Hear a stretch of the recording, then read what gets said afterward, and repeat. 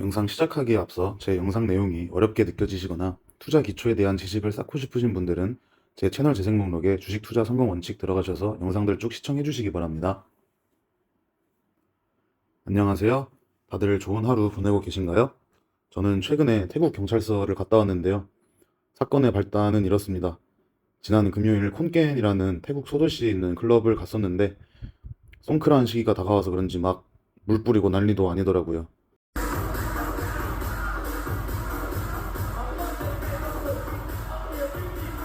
저는 오기 전에 맥주를 3병 정도 마시고 왔었는데 클럽에서는 블렌드라는 위스키를 마셨습니다.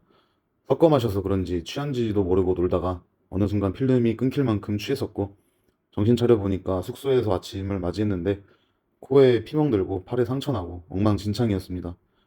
그리고 핸드폰이 없어졌는데 돌이켜보니 클럽 마감 시간쯤에 폰 잃어버려서 울먹이던 기억이 났었습니다.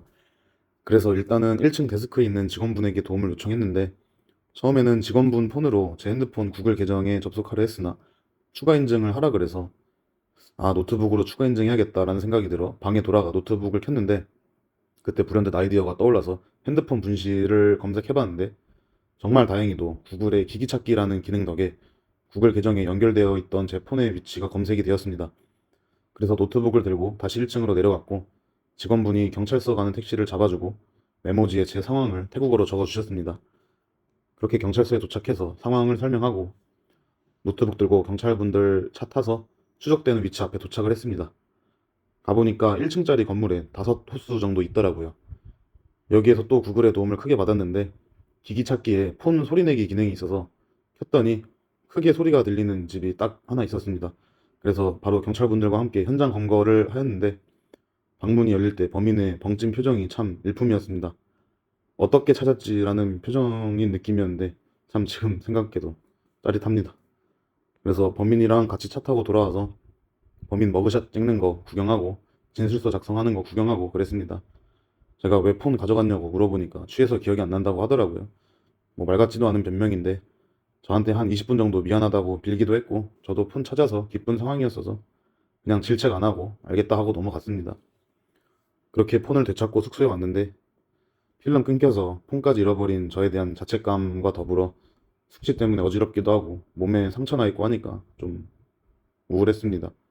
그래서 반성하는 의미로 콘겐에서의 남은 3일은 정말 차분하고 평화롭게 지냈는데요. 저녁에는 이렇게 야시장 다니고 낮에는 사원 가서 반성하고 그렇게 지내다가 월요일에 방콕으로 넘어왔습니다. 방콕은 정말 제 마음의 고향 같은 곳인데 이제는 옛날에 친했던 방콕 친구들이 많이 떠나서 살짝 아쉽긴 하네요. 이번에는 프라카농역 쪽으로 숙소를 잡았는데 뷰가 아주 일품입니다. 수영장, 헬스장도 깔끔하니 좋네요. 방콕에 일주일 있을 예정인데 잘 쉬다 오겠습니다. 자, 그럼 본론으로 들어가서 오늘 증시는 어땠는지 보겠습니다. 상승장에서는 조정에서의 지지하는 힘이, 하락장에서는 반등에서의 저항하는 힘이 강하기 때문에 지수의 추세를 확인하는 것은 투자 결정에 도움을 줄 수 있는데요. 먼저 국장부터 보면 코스피 지수는 월요일에 충격적인 개파락이 나왔고 오늘도 장초 2.3% 플러스로 시작하던 게 장중에 쭉쭉 빠지기만 하면서 보기 안 좋은 음봉이 나왔습니다. 이따 보여드릴 미국 증시에 비하면 상대적으로 급락을 잘 버티고 있는 것은 맞습니다만 어쨌든 23년 10월 이후 최저점을 갱신하였습니다. 저번 영상에서 언급하였듯이 3월 31일 이후로 중장기적인 하락 추세가 시작되었는데 이번 급락으로 당분간은 이 추세가 계속 지속되겠습니다. 그래도 슬슬 단기 반등이 나올 자리라고는 생각합니다. 코스닥도 마찬가지로 월요일에 급락을 피해갈 수는 없었습니다만 지난 목요일부터 코스피에 비해 덜 빠지고 더 오르는 모습을 보이고 있습니다. 코스피도 미국 증시에 비해 강세인데 이러한 코스피보다 코스닥이 더 강세라는 것은 코스닥 종목을 주로 매매하시는 분들에게 호재가 아닐까 싶은데 지금 글로벌 증시의 급락이 일단락되고 언젠가 반등이 오면 코스닥에서 매매하는 게 좋은 선택일 수 있겠습니다. 물론 그때 되면 또 뷰가 바뀔 수 있겠지만 일단은 최근 덜 빠지고 있는 모습은 긍정적이라 생각합니다. 연 저점은 갱신하였으나 작년 12월 9일에 나온 저점까지는 아직 공간이 남아있는 모습입니다. 코스피는 24년 저점은 다 깨고 내려갔었죠. 다만 코스닥도 코스피와 마찬가지로 중장기적으로 하락 추세에 있으니 아직은 신중히 매매해야 하겠습니다. 문제 미국 증시 보겠습니다. 글로벌 증시를 일제히 망가뜨린 트럼프의 정책 발언으로 S&P 500 또한 직격탄을 맞았는데요. 목, 금, 월 3일 만에 10% 가까이 빠졌습니다. 다행히 어제는 장초 마이너스 2.3%로 시작해 마이너스 4.7%까지 빠지다가 그래도 꽤 말아 올렸습니다. 어제 반짝 반등이 V자 반등의 시작일지 긴 하락장의 시작에서 잠깐의 숨고르기일지는 예측하기 어렵습니다만 차트상으로는 앞으로 빠르게 반등이 오지 않는다면 조만간 하락장세에 진입하겠습니다. 2월 27일부터 현재까지 중장기적으로 비추세 장세에 있으며 15% 이상의 큰 반등이 없다면 2주 내로 하락장세 전환입니다. 단기 반등이 곧 나오겠지만 이게 너무 혹하지 말기를 권장드립니다. 다음으로는 국내 테마주 정리해 보겠습니다. 크게 오른 테마에서는 다음날 변동성을 활용한 데이 트레이딩을, 크게 올랐다가 떨어지는 테마에서는 지지나 과대낙폭을 활용한 스윙 트레이딩을 하기 좋다고 생각하는데요. 우선 최근 새로이 부상한 테마 살펴보겠습니다. 탄핵 이후 대선 관련 테마가 많이 부상하였는데 일단 한동훈 테마가 다시금 부상하였습니다. 종목으로는 지금 보고 있는 DTNCRO가 금요일에 상한가를 갖고 태양금속이 어제 상한가를 갖고 그리고 대상홀딩스가 3일 연속 크게 오르고 있습니다. 오세훈 테마도 다시금 부상하였는데 종목으로는 진양화학이 3일간 2번 상한가를 갖고 진양산업, 진양폴리 또한 강세를 보이고 있습니다. 일자리 테마도 새로이 부상하였는데요. 종목으로는 원티드랩이 이틀 연속 상한가를 갖고 윌비스는 3월 말 감사보고서 적정 소식과 더불어 테마 영향도 받으면서 매우 가파르게 오르고 있고 오픈롤도 상한가 이후 강세를 보이고 있습니다. 안철수 테마도 새로이 부상하였지만 오늘 좀 주춤하긴 했는데 종목으로는 써니전자, 알랩, 휴맥스가 있습니다. 또한 AI 테마도 다시금 부상하였는데 종목으로는 크라우드웍스가 3일 연속 상한가를 갖고 솔트룩스는 21선을 뚫고 강하게 오르는 중이고 코난테크놀로지도 최근 계속 오르고 있는 모습입니다. 기존 테마 중에서 최근 크게 오른 테마들 살펴보면 우선 이재명 테마가 강하게 올랐습니다. 종목으로는 상지건설이 5일 연속 상한가를 갖고 위세하이텍이 이틀 연속 상한가를 갖고 코나아이가 신고가를 갱신했습니다. 최근에는 김문수 관련 테마도 강하게 상승하였는데요. 종목으로는 평화홀딩스가 3연상 후 오늘도 꽤 올랐고 대형포장이 오늘 상한가를 갖고 평화산업은 계속 오르면서 고점 갱신을 하였습니다. 또한 최근 홍준표 테마도 좋았는데 종목으로는 경남스틸, 꿈비, 휴맥스홀딩스가 이틀 연속 상한가 이후 조정을 받고 있는 모습입니다. 기존 테마 중에서 이전에 올랐다가 최근 크게 하락한 테마도 살펴보면 유리기판 테마가 크게 빠졌습니다.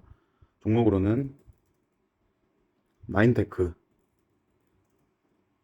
이노메트리가 최근 고점 대비 40% 가까이 빠졌고 한빛레이저는 고점 대비 50% 빠졌습니다. 또한 최근 의료기기 테마도 크게 하락하였는데요. 종목으로는 레이저옵텍이 고점 대비 35% 빠졌고 TNL, 큐렉소는 계속 저점을 갱신하고 있는 상황입니다. 최근에는 내수파림 테마도 약세였는데 종목으로는 온코닉 테라퓨틱스, 제일약품,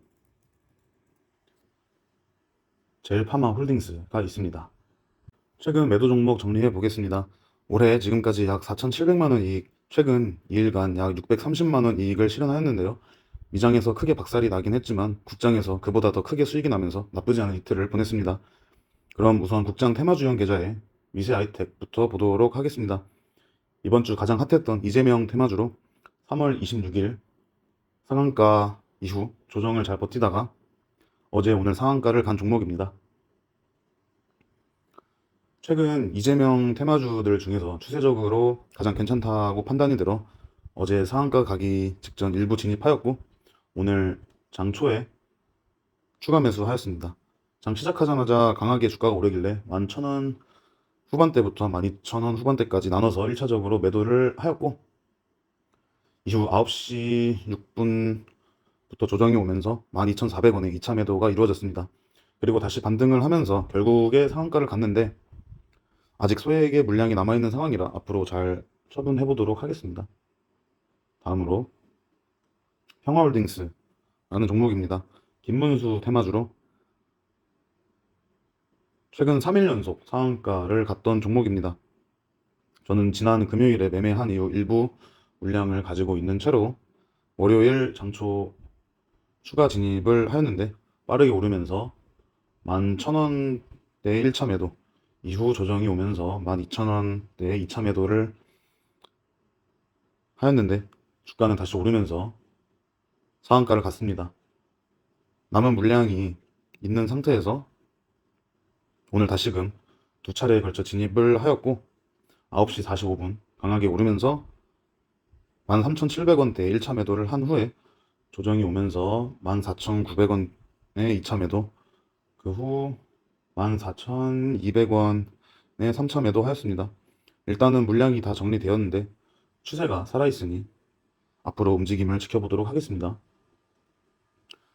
다음으로 경남스틸, 휴백스 홀딩스 등 많은 종목들이 있는데 다 비슷한 방식으로 수익을 거둔 종목들이라 오늘 정리한 종목들이 많기 때문에 생략하도록 하겠습니다. 참고로 경남스틸과 휴맥스홀딩스는 홍준표 테마, 원티드랩은 일자리 테마, DTNCR로는 한동훈 테마, 진양화학은 오세훈 테마, 써니전자는 안철수 테마입니다. 최근에는 상승장용 계좌에서도 매도가 이루어졌습니다. HD 현대인프라코어랑 LF라는 종목인데 HD 현대인프라코어는 대형주의 상승장세 초입을 노리고자 진입하였으나 어제 손절하였고 LF는 강세 섹터 종목의 상승장세 초입을 노리고자 진입하였으나 오늘 손절하였습니다. 아쉽지만 확보한 현금으로 다른 종목에서 수익을 내보도록 하겠습니다. 최근에는 미장에서도 많은 종목들의 매도가 이루어졌는데 테마주용 계좌에서는 세 종목을 손절하였는데 두 종목만 보도록 하겠습니다. 우선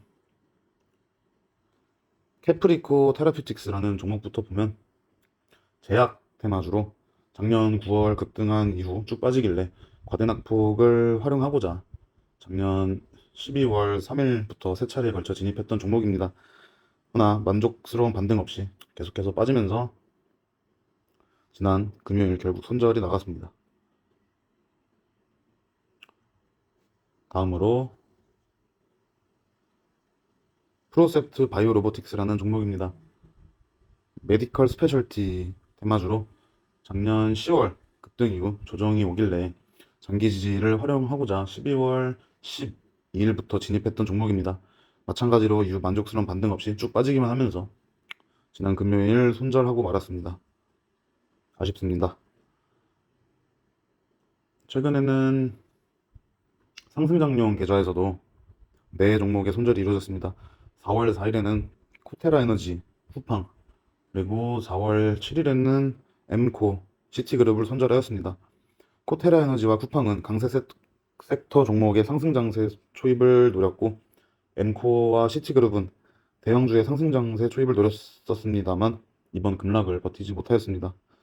아쉽지만 확보한 현금으로 다른 종목에서 수익을 내보도록 하겠습니다. 네, 일단 오늘의 투자 일기는 여기까지입니다.